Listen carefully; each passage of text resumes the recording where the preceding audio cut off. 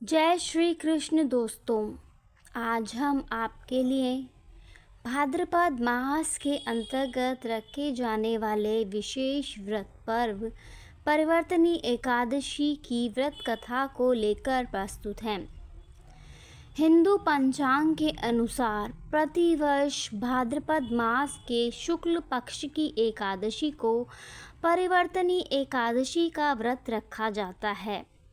इस साल परिवर्तनी एकादशी का व्रत 3 सितंबर 2025 को रखा जाएगा।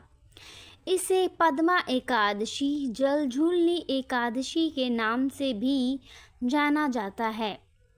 देवशयनी एकादशी से अगले 4 माह के लिए विष्णु जी योग निद्रा में चले जाते हैं, जो देव उठनी एकादशी तक चलती है। इसी बीच परिवर्तनी एकादशी के दिन भगवान विष्णु अपना करवट बदलते हैं। इस दिन भगवान विष्णु की विधिवत पूजा करने से हर दुख दर्द से निजात मिल जाती है। इस दिन भगवान विष्णु की विधिवत पूजा करने के साथ साथ चालीसा और आरती के साथ अंत में इस व्रत कथा का पाठ अवश्य करना चाहिए। आइए जानते हैं परिवर्तनी एकादशी की संपूर्ण व्रत कथा। त्रेता युग में बलि नामक एक पराक्रमी दैत्य था, जो दैत्यों का राजा था।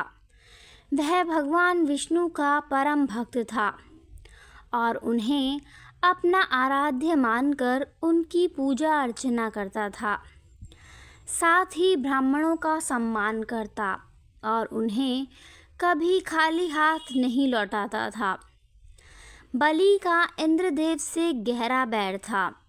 अपनी अपार शक्तियों के बल पर उसने इंद्र सहित सभी देवताओं को पराजित कर दिया और तीनों लोकों पर विजय प्राप्त कर ली।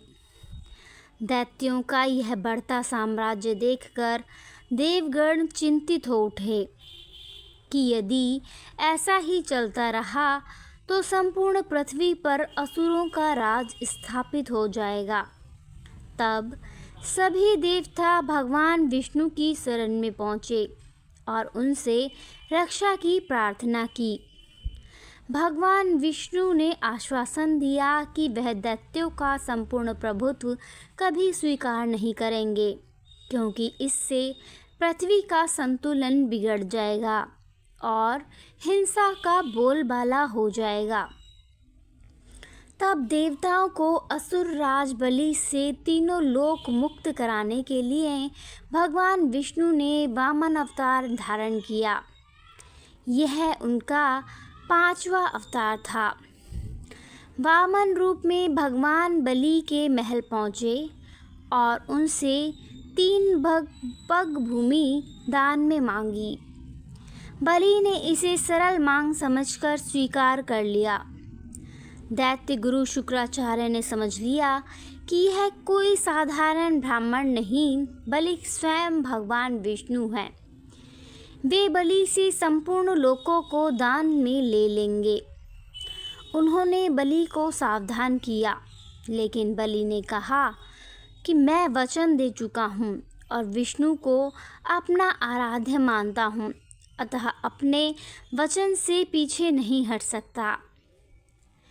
इसके बाद वामन देव ने अपने विराट रूप में विस्तार किया और 2 ही पगों में संपूर्ण ब्रह्मांड व तीनों लोक नाप लिए। तब भगवान ने बलि से तीसरे पग के लिए स्थान पूछा। इस पर बलि ने विनम्र भाव से अपना सिर आगे कर दिया और कहा, भगवान आपका तीसरा पग मेरे सर पर रखें। भगवान विष्णु ने तीसरा पग बलि के सर पर रखकर उन्हें पाताल लोक भेज दिया और तीनों लोक देवताओं को वापस बुला लिया। इस प्रकार देवताओं का भय समाप्त हुआ और संसार का संतुलन पुनः स्थापित हो गया। मान्यता है कि परिवर्तनी एकादशी का व्रत रखकर इस कथा को पढ़ने सुनने से वाजपेयी यज्ञ के समान पुण्य प्राप्त होता है और जीवन में हर प्रकार की सफलता मिलती है। जय श्री हरि, जय श्री हरि। धन्यवाद।